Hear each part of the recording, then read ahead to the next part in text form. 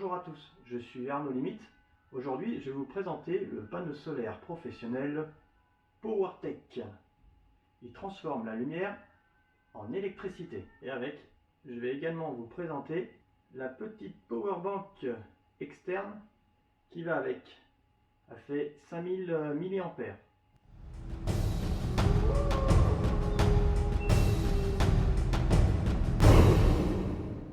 Je remercie PowerTech Design parce que je leur ai demandé savoir ce que je pouvais, ce qu'ils me conseillaient du moins comme batterie à mettre avec. Parce que moi j'ai une 10 000 mAh et eux ils m'ont plus conseillé d'aller avec ce panneau là à 5000 mAh parce que j'ai fait donc les essais et ça on en reparlera après. 5000 mAh à la journée c'est déjà bien avec un panneau comme ça et avec un bon ensoleillement.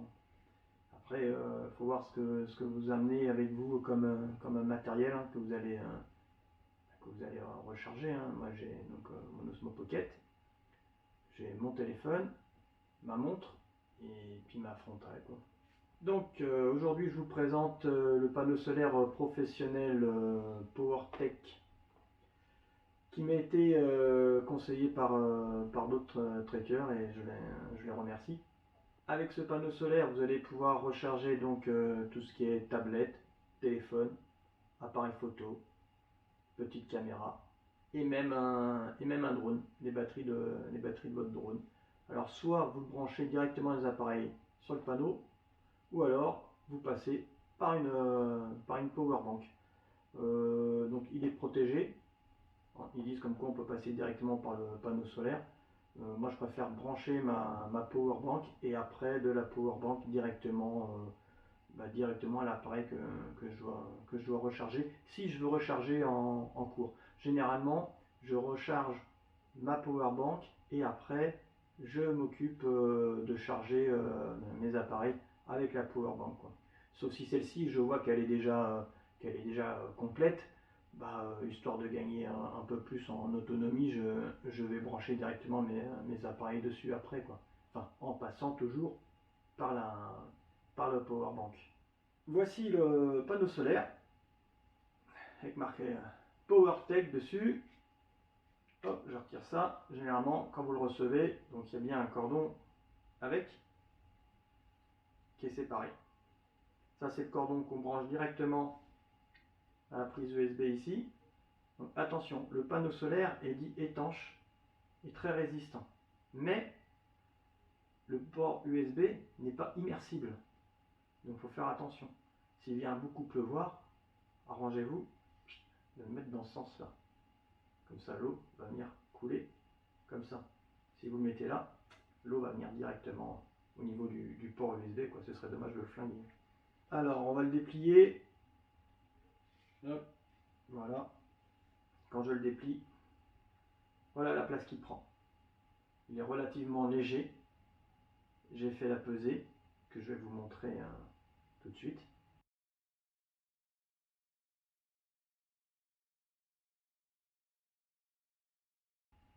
Donc sur ce panneau solaire, ils ont fait comme des petits trous ici pour pouvoir le fixer. Hop. Donc, vaut mieux le mettre comme ça, comme j'ai dit, parce que vous voyez, le port USB il est là. Ou alors, sauf si ça rentre un peu dans votre sac, ou si vous voulez le retirer après, quand il pleut, vous le rangez et puis c'est réglé. Mais il peut tenir sous la pluie. Mais donc voilà, vous avez les trous ici, là, où vous pouvez passer une ficelle ou autre, bref, pour le fixer. Moi je le fixe sur mon sac à dos. Soit sur le sac à dos, soit devant moi forcément. Si le soleil donne face, je vais mettre, faut l'exposer en plein soleil. Si vous l'exposez au niveau ombre, il va recharger, mais il sera moins efficace. On arrive au plus important, donc pour savoir ça au niveau de rendement, juste ici, là, nous avons des LED. Donc ça, je vais vous le montrer sur l'essai que j'ai fait. Donc là, je vais juste vous expliquer les caractéristiques pour l'instant du panneau solaire. Hop, pour le replier, c'est simple, c'est comme ça. Concernant la petite powerbank, Donc celle-ci, elle fait 5000 mAh. Elle n'est pas bien lourde non plus. Je vais vous montrer combien elle pèse. Donc la petite batterie, elle est juste ici. 5000 mAh, petit bouton sur le côté. Vous appuyez dessus, ça vous dit les témoins de charge. Et quand elle charge, et quand vous la branchez après, donc vous appuyez sur le petit bouton là, elle vous dit son niveau de charge avec les petites LED. Alors, je vais vous parler des significations des LED qu'il y a sur le panneau solaire. Donc, ces LED nous permettent de savoir si le panneau solaire nous fournit suffisamment d'électricité.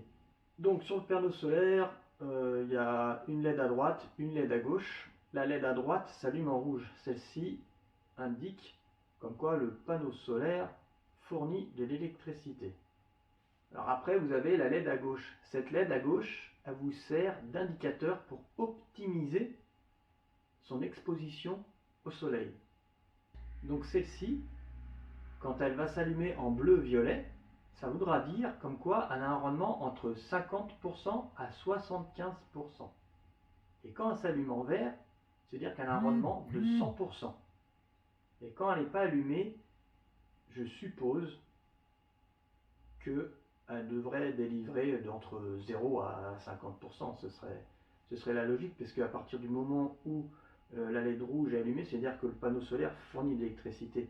Et quand j'ai fait l'essai, il y a le soleil donc qui se cachait, et il n'y a que la LED rouge qui est restée allumée, et je voyais que la powerbank continuait à se charger. Alors oui, entre 0 et 50%, c'est super faible, hein. Il faut espérer à chaque fois d'avoir un bon ensoleillement, mais quand on arrive à 100% d'autonomie, ça recharge relativement vite. Donc vous l'aurez compris, le rendement du panneau solaire va dépendre de l'ensoleillement, des nuages qu'il va y avoir et aussi de la chaleur des cellules.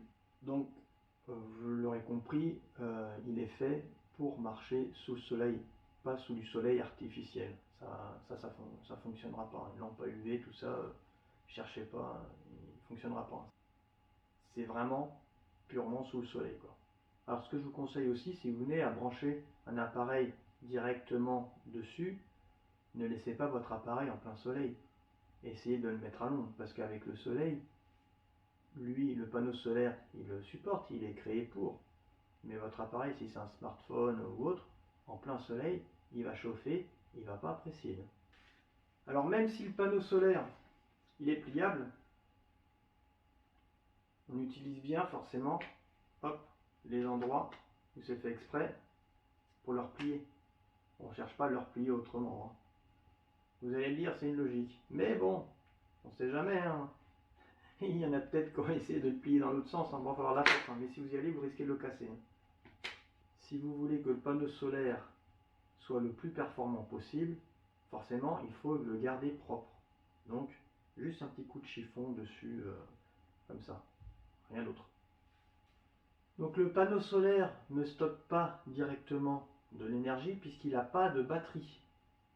Il transforme juste le soleil en énergie. Donc à vous de mettre une power bank derrière ou directement votre appareil.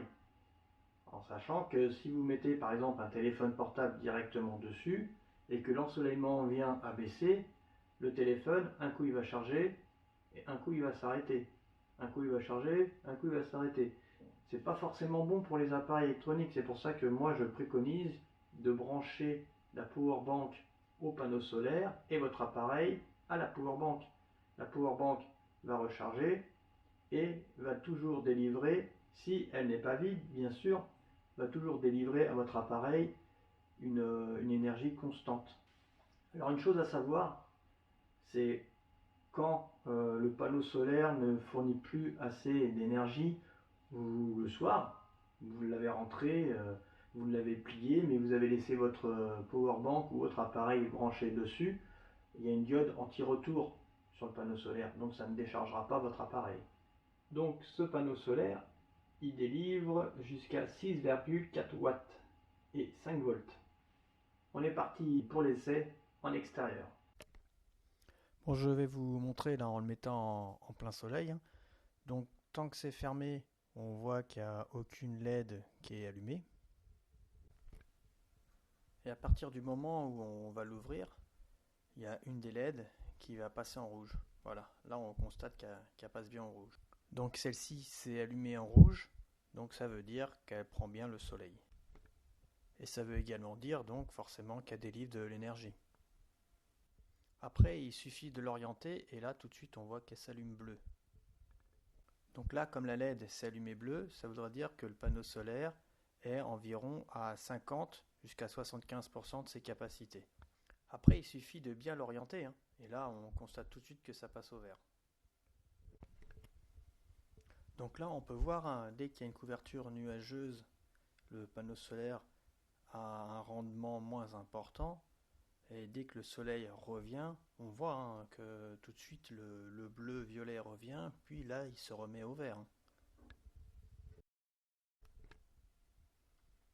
Donc là on peut voir, hein, en temps réel, hein, comme quoi le panneau solaire, les LED varient, hein, entre le bleu-violet, le vert, le bleu-violet, le vert, et que des fois bon, il se coupe complètement parce qu'il y a un nuage qui passe, quoi. Mais même quand il se coupe complètement, il ne faut pas oublier comme quoi il délivre quand même de l'énergie. Faible, mais il en délivre.